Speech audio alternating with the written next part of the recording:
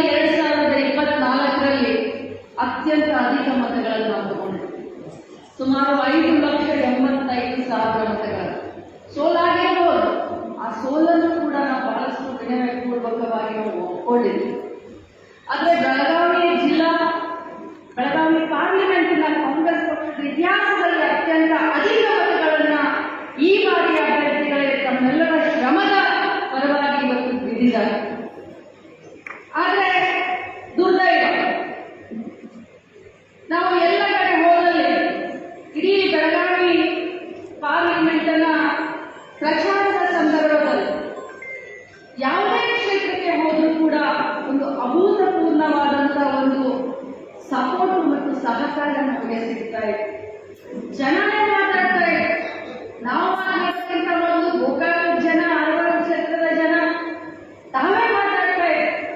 ನಮಗೆ ಆ ಅಭ್ಯರ್ಥಿ ಏನು ಸಂಬಂಧ? ಅವರು ಹೊರಗಡೆಯಿಂದ ಬಂದಂಥವ್ರು. ನಮಗಿಂತ ಮುಂಚೆ ಅವರ ಪಕ್ಷದವರೇ ಮಾತಾಡ್ತಾ ಇದೆ. ಬೆಳಗಾವಿ ಜಿಲ್ಲೆಗೆ ಪದೇ ಪದೇ ಅನ್ಯಾಯ ಮಾಡಿದಂಥವ್ರು ಅವರು ಹೊರಗಡೆಯಿಂದ ಬಂದಿದ್ದಾರೆ. ಅವರಿಗೆ ನಾವು ಇದನ್ನು ಮಾಡೋದಿಲ್ಲ, ಈ ಬಾರಿ ಕಾಂಗ್ರೆಸ್ಗೆ ನಾವು ಮತ ಕೊಡ್ತೀವಿ, ಮನೆಯನ್ನ ಗೆಲ್ಲಿಸ್ತೀವಿ ಅಂತ ಎಲ್ಲ ಕಡೆ ಒಂದು ವಾತಾವರಣ ಸೃಷ್ಟಿಯಾಯಿತು. ಆದರೆ ಕಾರಣಾಂತರದಿಂದ ಅವು ಯಾವ ಕಾರಣ ಅಂತ ನಾವು ಮುಗಿಸ್ತಾ ಇದ್ದೀವಿ. ಯಾಕಂತಂದ್ರೆ ಬಹಳ ಸೂಕ್ಷ್ಮ ವಿಚಾರಗಳು. ಕಾರಣಾಂತರದಿಂದ ಅನೇಕ ಕಾರಣಗಳಿರಬಹುದು. ಇವತ್ತು ಏನು ನೇಹಾ ಹಿರೇಮಠ್ ಅನ್ನುವಂಥ ನಮ್ಮ ಸಹೋದರಿ, ಅವಳ ಒಂದು ಹತ್ಯೆ ಕಾರಣ ಆಗಿರಬಹುದು, ಮೋದಿ ಇರೋ ಕಾರಣ ಆಗಿರಬಹುದು, ಅಥವಾ ಇನ್ನೂ ಏನೇನೋ ಅನೇಕ ಕಾರಣಗಳಿರ್ತಾವೆ. ಪ್ರಜಾಪ್ರಭುತ್ವದಲ್ಲಿ ಹೇಗೆ ಮೂರಲ್ಲಿ ಡ್ಯಾಮೌಂಟ್ ಜಾತ್ರೆ 5 ವರ್ಷಕ್ಕೊಮ್ಮೆ 10 ವರ್ಷಕ್ಕೊಮ್ಮೆ ಆಗುತ್ತೆ, ಅದು ಪ್ರಜಾಪ್ರಭುತ್ವದಲ್ಲಿ ಪ್ರತಿ 5 ವರ್ಷಕ್ಕೊಮ್ಮೆ ಪ್ರಜೆಗಳ ಜಾತ್ರೆ ಆಗುತ್ತೆ. ಅದನ್ನು ತಲೆಯಿಟ್ಕೊಳ್ಳಿ. ಆಯ್ತು, ಬಹಳಷ್ಟು ದಿನದಿಂದ ನಾವು ಪಾರ್ಲಿಮೆಂಟ್ ಸೀಟಿಂದ ಗೆಲ್ಲಲಿಲ್ಲ. ಆದರೆ ಇನ್ಮೇಲೆ ತಾವು, ಯಾಕಂದ್ರೆ ನಾನು ಒಬ್ಬಳೇ ನಿಂತೆ ಸಾಗೋದಿಲ್ಲ, ತಾವು ಬಹಳಷ್ಟು ಚೆನ್ನಾಗಿ ಕೆಲಸ ಮಾಡಿ. ಬಿಜೆಪಿ ಅವರನ್ನೇ ಹೇಳ್ತಾ ಇದ್ರು, ಅಕ್ಕ ನಮ್ಮ ಕೆಲಸ ಆಗೋದಿಲ್ಲ ಅಂತ ಹೇಳಿ. ಯಾರು ಒಬ್ಬರು ಬಾಯಲ್ಲಿ ಕೂಡ ಇರಲಿಲ್ಲ, ಅವರಿಗೆ ವಿಶ್ವಾಸ ಇರಲಿಲ್ಲ ನಾವು ಗೆಲ್ತೀವಿ ಅಂತ ಹೇಳಿ. ಆದರೆ ಜನ ಇವತ್ತು ನಮ್ಮನ್ನು ಸೋಲಿಸಿದ್ದಾರೆ, ಅದನ್ನು ಒಪ್ಕೊಳ್ಳಲ್ಲ. ಆದರೆ ಎಲ್ಲಿ ತಪ್ಪಾಗಿದೆ ಅದನ್ನು ಸುಧಾರಿಸಿಕೊಂಡು ಬರುವಂತ ದಿನದಲ್ಲಿ ಈ ಎರಡೂ ಕ್ಷೇತ್ರದ ಏನು ಡಿಪ್ಯೂಟೆಡ್ ಕ್ಯಾಂಡಿಡೇಟ್ಗಳಿದ್ದಾರೆ ಅಥವಾ ಸ್ಥಳೀಯ ನಾಯಕತ್ವಗಳಿದೆ, ಅವರಿಗೆ ನಾನು ಬೆನ್ನೆಲುಬಾಗಿ ನಿಲ್ತೀನಿ, ನಾನು ಮಾರ್ಗದರ್ಶನ ಮಾಡ್ತೀನಿ. ಇವತ್ತು ಸತೀಶ್ ಜಾರಕಿಹೊಳಿ ಅವರು ನಮ್ಮ ಜಿಲ್ಲೆಯ ಉಸ್ತುವಾರಿ ಸಚಿವರು, ನಮ್ಮ ಪಕ್ಷದ ನಾಯಕರು, ಅವರು ಕೂಡ ನಮ್ಮ ಚುನಾವಣೆಯಲ್ಲಿ ಕೆಲಸ ಮಾಡಿದ್ರು. ನಾವೆಲ್ಲ ಕರೆದು ಅಲ್ಲೆಲ್ಲ ಬಂದು ಪ್ರಚಾರ ಮಾಡಿದ್ರು.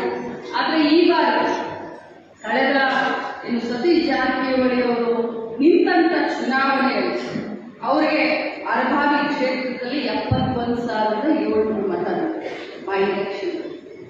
ಆದರೆ ಮೃಣಾಲ್ ಹೆಬ್ಬಾಳ್ಕರ್ಗೆ 79,630 ವೋಟ್. ಸೌದತ್ತಿ ಕ್ಷೇತ್ರದಲ್ಲಿ ಸತೀಶ್ ಜಾರಕಿಹೊಳಿ ಅವರಿಗೆ 64,000 ಬಿಟ್ಟರೆ ಮೃಣಾಲ್ ಹೆಬ್ಬಾಳ್ಕರ್ಗೆ 84,000 ವೋಟ್. ಗೋಕಾಕ್ ಕ್ಷೇತ್ರದಲ್ಲಿ ಅನ್ನೋರಿಗೆ 59,000 ವೋಟ್ ಬಿಟ್ಟರೆ ಮೃಣಾಲ್ ಹೆಬ್ಬಾಳ್ಕರ್ಗೆ 83,000 ವೋಟ್. ಇನ್ನು ಇದೇ ರೀತಿ ಏನಾಯಿತು, ಯಾಕೆ ಈ ಮಾತನ್ನ ಹೇಳ್ತಾ ಇದ್ದೀನಿ ಅಂತಂದ್ರೆ, ಅವಾಗ MES 1,25,000 ವೋಟ್, ಈ ಬಾರಿ MES 7,000 ವೋಟ್, ಬರೀ 7,000 ವೋಟ್. ನನ್ನ ಕ್ಷೇತ್ರದಲ್ಲಿ ಅವಾಗ ಅಣ್ಣರಿಗೆ 47,000 ವೋಟ್ ಬಿತ್ತು, ಈಗ ಮೃಣಾಲಿಗೆ 79,000 ವೋಟ್. ಆದರೂ ಕೂಡ ನಾವು ಸೋಲ್ತೀವಿ. ಯಾಕಂತಂದ್ರೆ ಒಂದು ಸೆಕ್ಷನ್ ನಮ್ಮ ಕೈಯನ್ನು ಹಿಡಿದೆ. ಅದು ಯಾಕೆ ಹಾಗಾಯಿತು, ಯಾರ ಮೇಲೆ ಕೂಡ ಆರೋಪ ಮಾಡೋದು ಬೇಡ.